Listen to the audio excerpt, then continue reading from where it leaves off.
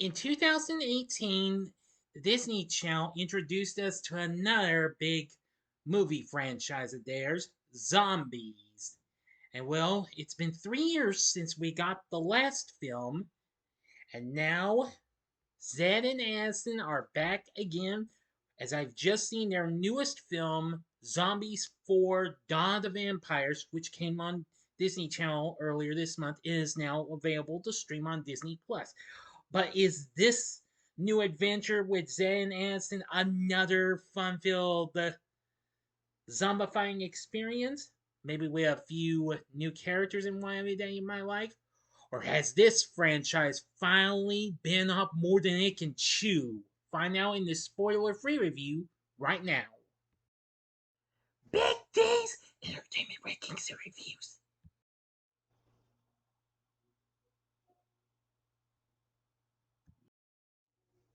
So, greetings, my fellow YouTubers, and welcome to Big D's Entertainment Rankings and Reviews. My name is Doyle, better known to as the Big D, and this time around I bring to you a spoiler-free review of the 2025,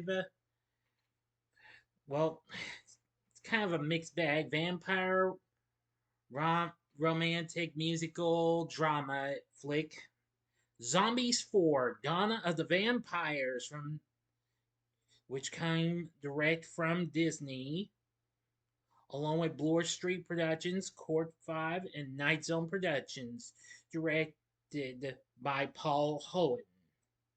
Featuring Meg Donnelly and Milo Mannheim back in the roles of Zed and Addison, along with some others. Now, it's a sequel to the third one. Now, originally intended to be a Disney Plus original like the last one was, it was released on Disney Channel first, then Disney Plus, unlike the third film. Well, as I just said, oops, sorry. Anyway, this time, this is kind of just a little more of takes a different approach than the rest of the series. If you have not seen my reviews of the other three films, which the first two are part of a back-to-back review that I did, and a spoiler-free review of the last film, click on that card. I've just made a new Disney Zombies playlist. So in case you might have missed those videos, or if you want to see those two again before you go into this, you're more than welcome to check them out. Okay, now I'm not going to give too much of this story, but anyway. Zed, Addison, Eliza, and Willa have finished their freshman year at Mountain College. Zed and Addison have spent most of the year dedicated to their respective sports of football and cheerleader. Both have been so focused on succeeding that they have spent almost no time with each other or with their other friends. So Zed plans on going to a summer football camp to prove he is worthy of first string status, while Addison plans on going to a summer cheer camp to make herself competitive for cheer captain. Well, Zed, Addison, and their two friends, as I mentioned, Eliza and Willa, take a road trip to their respective summer destinations when a mysterious energy surge causes Zed's Z band to malfunction. Of course, you know the little wristband thing that he has to use to make him zombie out and what have you. And then to calm down once that's over with. And it runs their car off the road. And the crash leaves the group lost in an unknown area, and they split up to find help. Zed encounters a new group of monsters, the Daywalkers, led by a girl named Nova. Then Addison encounters the vampires, led by a guy named Victor. The two groups have a long-standing rivalry from competing over a shared and dwindling food energy source, blood fruit. Nova and Victor both face pressure from elders to do whatever it takes to secure blood fruit for their clan. So, apparently, once the Daywalkers and the vampires arrive to the orchard at the same time, along with Eliza and Willa, they've learned the gate is locked, and so they sail into the abandoned Camp Rayburn as they try to uncover the clues. That's all the story I will give to you, so no more of this. If you want to know what happens then, please watch the movie. Now, from what I've seen of this, like I said, this film is kind of takes a more different approach than the rest of the zombies series. The first three films had some pretty fun bits and what have you, and a little craziness, and a little bit of romantic stuff in it. However, this one does have a little bit of humor, but however, it takes more of a dramatic approach and stuff and what have you, kind of like what they had more recently been doing with the Descendants franchise.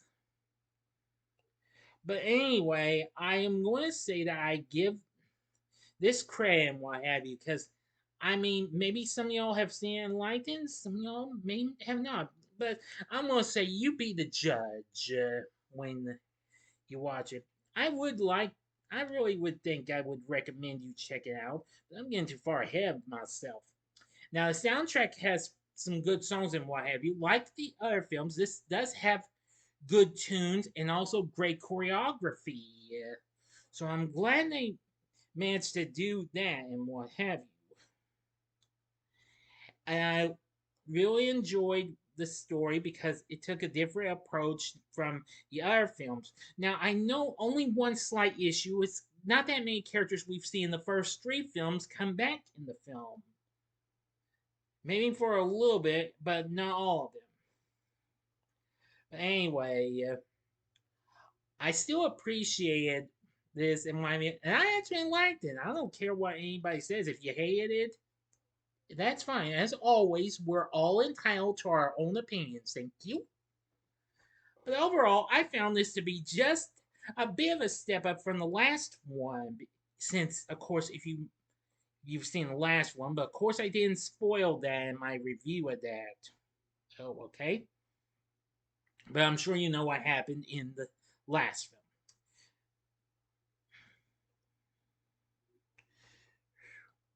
Tom Howell does the film score, and it's not too bad. But overall, I found this film to be very enjoyable and what have you. I mean, it made me feel like I was seeing all those other types of films that were for young adults and what have you that took place in, well, yeah, but however, took place in a dystopian world, like the Hunger Games or Divergent or heck, even the Maze Runner, but except much more differently and not so intense and what have you, because this is a Disney Channel film. But now you get the point. Also, I really liked the cast. We had Meg Donnelly once again playing Addison and Milo Mannheim as Zed. They are both still good like they were before. Now let's see. Yes, and now also returning from the previous films is Kylee Russell, once again playing Eliza. She's still good. And Chandler Kinney, once again, plays Willa, who, of course, was introduced in Zombies 2. She, of course, was one of the werewolves. So, anyway, yeah. So, you gotta admit, those three are really good. Now, for some of the new characters we have playing Victor is Malachi Barton, who most people would remember him from several recent Disney shows. Of course, most notably it would be Beast Diaz in Stuck in the Middle, and also as Colby Madden in The Villains of Valley View, which, of course, that was a short-lived show for Disney Channel not so long ago. I will say he's pretty good in his performance. Playing Nova is Freya Skye.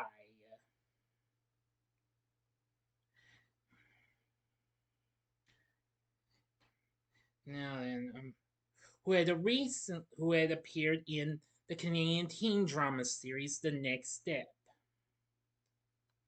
And she has recently done music as it was has which had been featured which had been featured on Spotify and Apple Music. So I've got to say, this character's pretty good. I have to give her credit for what she had to offer. She also recently worked as a voice actor for the video game of Final Fantasy 16. And last year she released well a well the song "Walk Over" the under the Hollywood Records label, which of course is a company owned by Disney, but of course that's under a license of Universal Music. Now, for the rest of the cast, we have other characters. Julian Lerner playing the character of Ray, another member of the Daywalkers, and Vera, played by Swayam Bahita. McCunnan Knife plays Vargas. Jonno Roberts plays Commander Bright of the Daywalkers, and as the vampire Eldris, Lisa Chappell, who most people would remember her from some international shows like Gloss and McCloud's Daughters. So anyway, so you got to admit the cast is pretty good and what have you. I mean, while most of the cast from the previous three films may not be back, but I'm an understanding person. But at least I really think some of the new cast members were absolutely really good and what have you. I mean, this was a big shakeup for the Zombies franchise, and I think this is probably one that took an even bigger step. But however, I still like those first three films, but this one, excuse me, comes right up there. So, Zombies 4 Dawn of the Vampires, I think is really awesome in one of you. I like what the Daywalkers do with their powers and the vampires with their powers. Now that's something, definitely. So I'd say if you're a hardcore completionist or a big, in other words, a hardcore fan of the Zombies film since they started, now I'd say you'll enjoy this one. Well, or you may not. You be the judge. But I thought Zombies 4 Dawn of the Vampires was just so awesome. I think its cast and characters were good. Its story was pretty good.